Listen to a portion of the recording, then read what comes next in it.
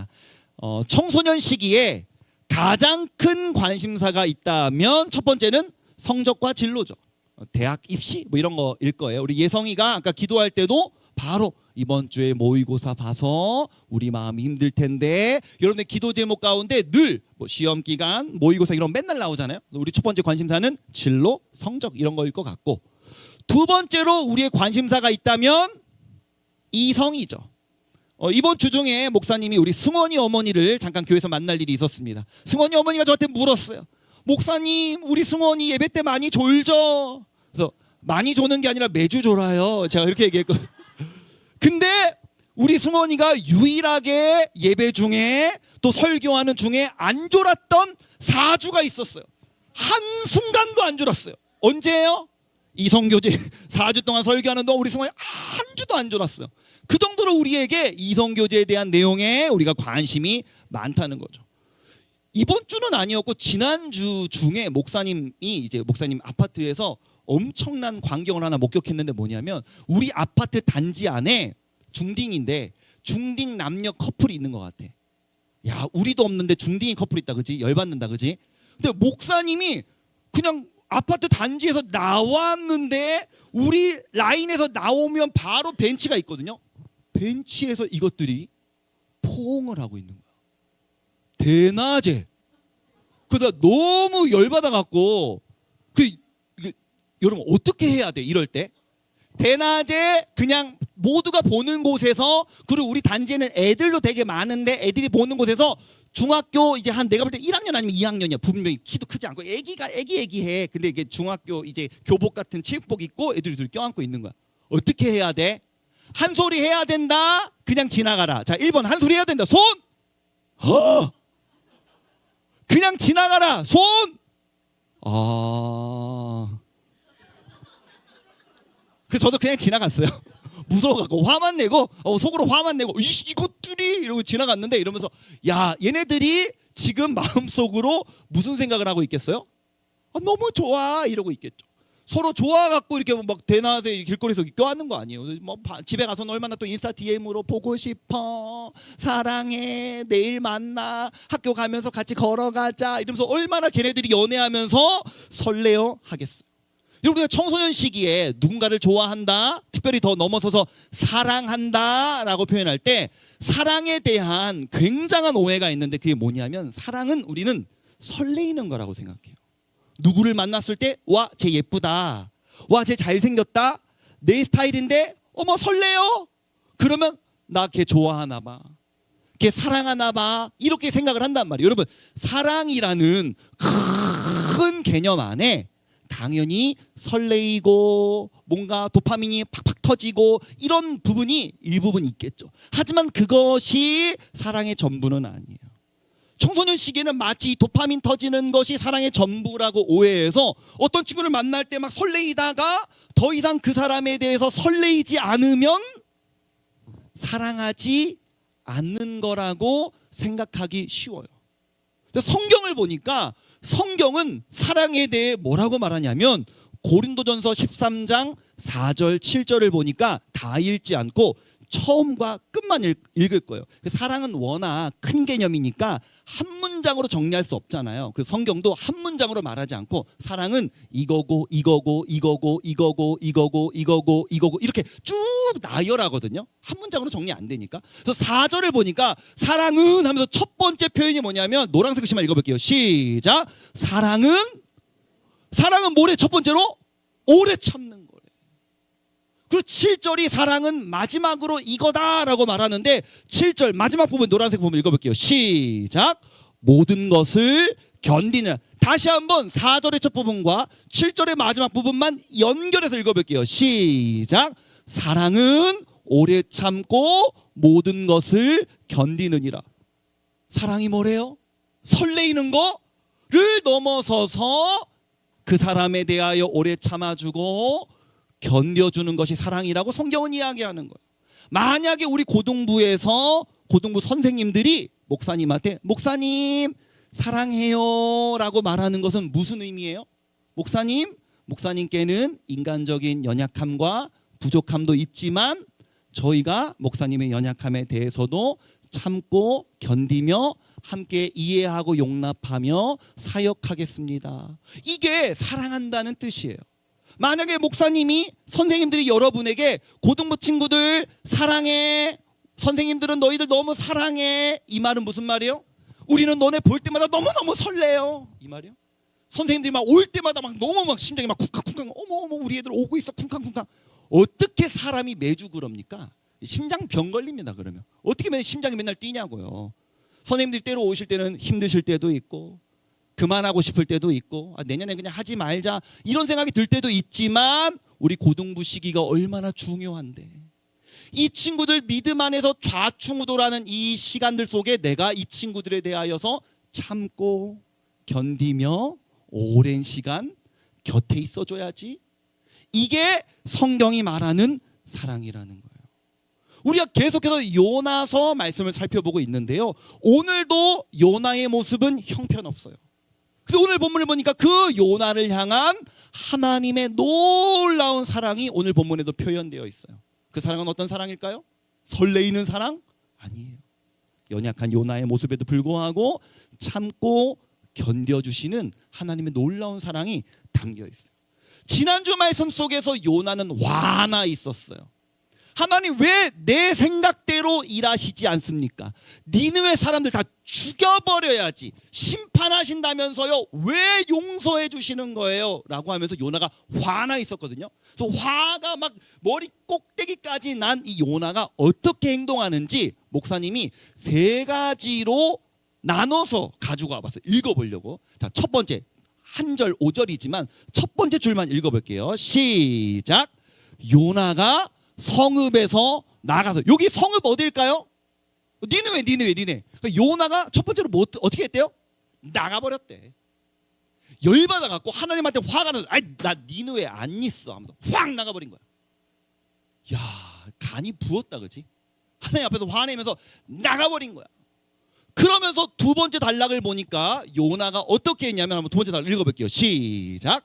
그 성읍 동쪽에 앉아 거기서 자기를 위하여 초막을 짓고, 그러니까 임시 구조물을 지어놓고, 세 번째 단락 읽어볼게요. 시작. 그 성읍에 무슨 일이 일어나는가를 보려고 그 그늘 아래에 앉았더라. 아멘. 무슨 말이야? 요나가 밖에 나가버려서 화가 나서.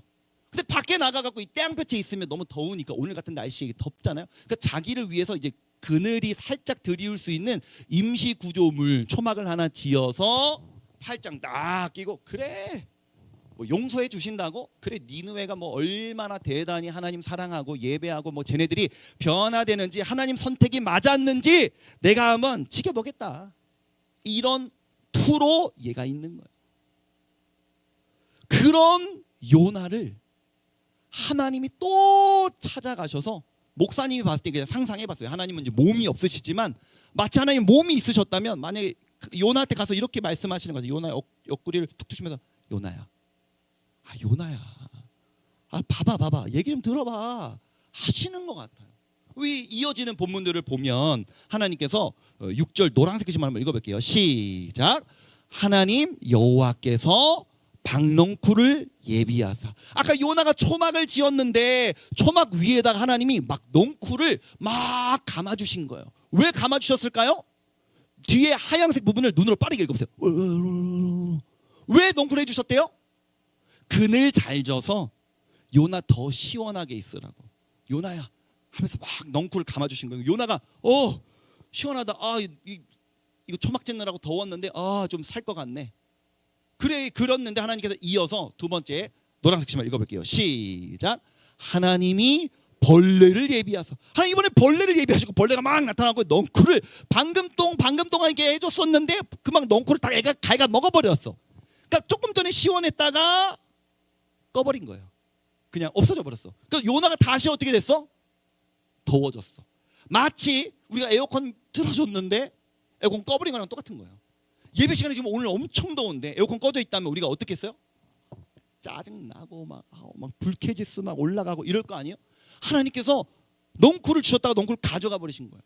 그리고 나서 세 번째로는 뭘 예비하셨냐면 한번 읽어봅시다. 노란색 글씨만 시작. 하나님이 동풍을, 여기서 이 동풍은 뜨거운 바람이에요. 뜨거운 바람을 불게 한 거예요. 그러니까 요나가 막 더워 야 이러면서 막 요나가 막 짜증을 내기 시작하는 거예요. 그래서 하나님이 요나에게 이런 걸 겪게 하신 다음에 이 상황을 경험하게 하신 다음에 이렇게 말씀을 하십니다. 한번 9절은 다 같이 한번 읽어볼게요. 시작. 하나님이 요나에게 이르시되 네가 이 박넝쿨로 말미암아 성내는 것이 어찌 옳으냐 하시니 그가 대답하되 내가 성내어 죽기까지 할지라도 옳으니이다 하니라. 아멘. 지난주에도 요나는 막 화가 났어요. 왜요? 지 말이 맞대요. 하나님 말이 아니라 지 말이 맞다는 거예요. 내 생각대로 하셨어야죠. 이게 맞는 거죠 라고 말하더니 하나님께서 지금도 말도 안 되잖아요. 요나야, 내가 준 거잖아. 내가 없앤 거잖아. 너 화를 내? 몰라요. 내 말이 맞다니까. 왜 내 생각대로 안 하는 거예요? 하면서 그냥 막 죽고 싶다고 또 막 죽고 싶대. 성내어 죽기까지 할지라도 내 말이 맞다고. 이런 선지자 보신 적 있습니까? 어떤 목사님이 설교를 해도 선지자들이 막 나오면 막 이사야 나오고 예레미야 나오고 막 이런 막 이스라엘을 위해 울면서 기도했다. 뭐 그들이 힘들었지만 순종했다. 호세아 선지자를 보면 하나님이 몸 파는 여인과 결혼하라 그래요. 또 호세아가 아니 하나님 내가 왜 몸 파는 여인과 결혼합니까? 그래도 하겠습니다. 하나님 시키면 순종한단 말이에요. 우리가 살펴볼 엘리야도 수련회 때 엘리야를 살펴볼 건데 엘리야도 너무나 위험한 상황 가운데 하나님께 순종. 늘 선지자들 보면 힘들었지만 순종했다.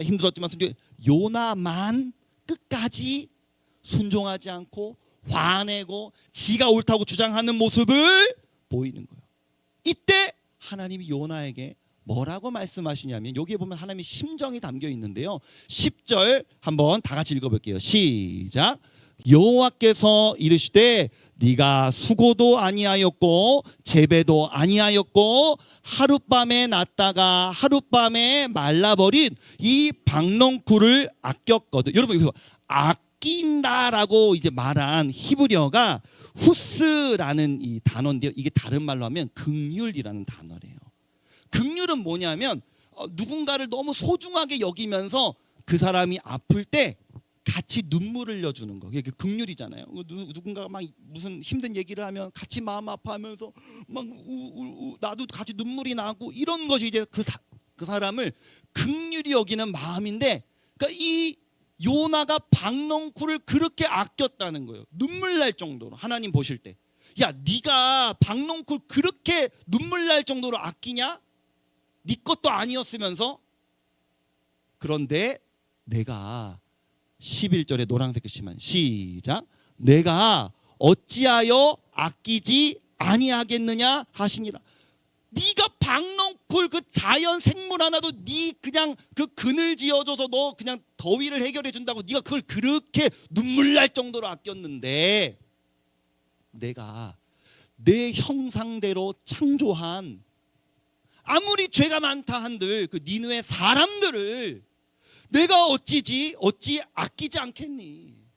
내가 어찌 그들을 긍휼히 여기지 않겠니?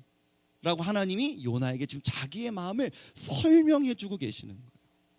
여러분 하나님은 우리를 긍휼히 여기시는 분이세요. 이게 다시 말하면 무슨 말이에요? 우리를 눈물 날 정도로 아끼신다는 얘기예요. 예수님께서 실제로 이 땅에 오셨을 때도 예수님이 우셨다. 이런 기록이 있잖아요. 누가 우리 요한복음 11장 35절을 보면 읽어볼게요. 시작. 예수께서 눈물을 흘리시더라. 뭐 때문에? 사람 때문에. 예수님이 너무나 사랑하셨던 나사로가 죽었기 때문에. 나사로가 죽었다고 나사로 가족들이 너무나 힘들어하는 모습을 보시면서 예수님 같이 마음 아파서 우셨다는 거예요. 그 정도로 하나님이 사람을 사랑하신다. 눈물이 날 정도로 사랑하신다. 여러분 누구를 눈물 나게 좋아해 본 적 있어요? 동성이라면 친구죠. 나 진짜 내가 아끼는 친구. 이 친구가 아프면 나도 같이 마음이 아픈 친구. 살아오면서 그런 친구들 있었을 거예요. 근데 그런 친구들 중에서 지금은 나랑 등 돌리고 멀어져 있는 친구도 있죠. 왜요? 인간은 도파민 터질 때 같이 있으면 재미있을 때는 좋다가 뭔가 서운한 일 하나 생겨버리면 바로 등 돌려버립니다. 만약에 그게 이성이라고 생각을 해볼게요. 눈물 나게 좋아했던 이성이 있습니까? 헤어졌지만, 아니면 내가 고백했다가 이제 실패했지만 그 친구 생각하면 지금도 막 눈물이 고일 것 같은 너무나 내가 사랑했던 이성이 있으세요?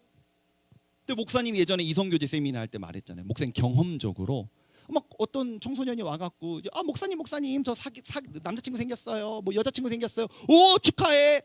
한 2달 뒤에 물어보면 너 걔랑 잘 만나고 있어. 말도 하지 마세요. 그 새끼 쓰레기예요. 그런 이야기를 수도 없이 들었다니까요. 뭐예요? 순간적으로 설레이고 잠깐 동안은 좋아할 수 있어요. 눈물 나게 좋아할 수 있어요. 하지만 인간은 시간이 지나면 마음이 변해요. 그러나 우리를 향한 하나님의 사랑은 어떠하시다는 거예요? 오래 참으신다는 거예요. 우리의 모든 연약함을 견디시는 사랑이라는 거예요.